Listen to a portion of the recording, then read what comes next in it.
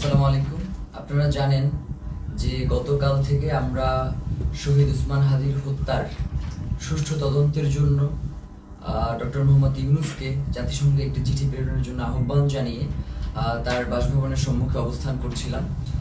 আমরা খুব গুটি কয়েক মানুষ সেখানে ছিলাম এবং আমরা পুরো গতকাল 4টা থেকে আজকের এই সময় পর্যন্ত শহীদ ওসমান হাদির স্ত্রী, তার সন্তান এবং আমরা পুরোটা সময় ধরে কিভাবে শান্তিপূর্ণভাবে আমাদের এই দাবিটা আদায় করা যায় সেটা নিয়ে আমরা আমাদের মতো করে এগুচ্ছিলাম।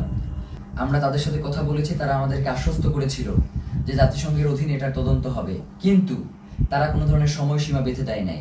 তারা ইতিপূর্বেও আমাদেরকে আশ্বস্ত করেছিল তারা ক্ষমতায় থাকা অবস্থাতেই শহীদ ওসমান হাদির হত্যার বিচার করবে, কিন্তু তারা সেই বিচার করতে পারে নাই। যার কারণে আমরা তাদের শুধুমাত্র কথায় আশ্বস্ত না হয়ে আমরা তাদের কাছে একটা দাবি করেছিলাম যে আপনি কবে নাগাদ এই কাজটুকু বাস্তবায়ন করবেন, এই চিঠিটা ইস্যু করবেন, সেটা আমাদেরকে জানান।